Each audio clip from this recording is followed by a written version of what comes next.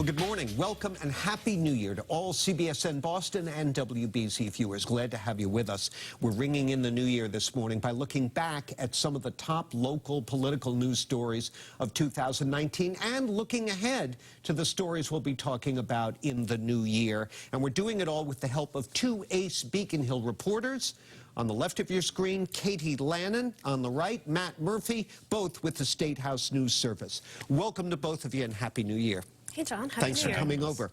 Appreciate it. So, as a rude host, I'm going to start here. Let's start with the 2019. For my money, one of the biggest stories was the opening of the crown jewel of the mass casino industry, the Encore facility in Everett, and then its subsequent failure to deliver anything close to the projected revenues, even as it appears to be pulling the rug out from under the other two facilities, Plain Ridge and Springfield, not to mention hurting Rhode Island and Connecticut. Is there consternation about this on Beacon Hill that you've picked up on or not?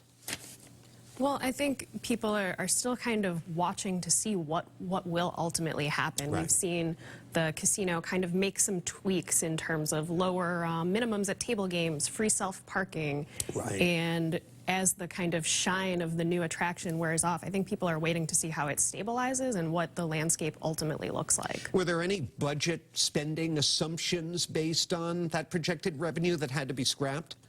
Not scrapped yet. They have built some of this revenue that they're expecting into these budgets. They've been cautious moving forward. I think trying, like Katie said, to see if the casino can get its feet underneath it. But I think you'll probably see in the new year, especially if these revenue figures keep continuing to disappoint, probably a real push or a second push for sports betting. We're still waiting to see a bill emerge on Beacon Hill. The governor has filed one, and that I could see people arguing that that could be the thing to give this casino a shot in the arm. All right, a story that jumps out at you from this year, Katie. Okay, this might be a personal bias one because I've spent the past 4 years covering this. But, Okay. but one of the major issues this year was the new education funding law that the governor signed in November. There had been a long-term concerted push to overhaul the way public schools are funded in Massachusetts to help some of the smaller cities, to help districts where students are in poverty or learning English or otherwise cost more to educate.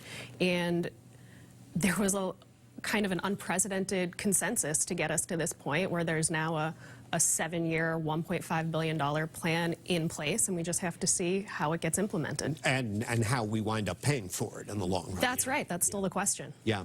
Matt, something that jumped out at you? Yeah, I have to go with what I battled through to get here this morning to talk to you, and that's traffic. It's not anything new. We've seen it on roads forever. We've seen projects like the Big Dig implemented to try and alleviate it, but it's just getting worse, and it really hit both on Beacon Hill. I mean, you can't go anywhere without people talking about traffic, talking about what to do about traffic. The governor's floated some ideas. The legislature is looking at ways to resolve it. So I think this is was a big story this year and will continue to be moving forward.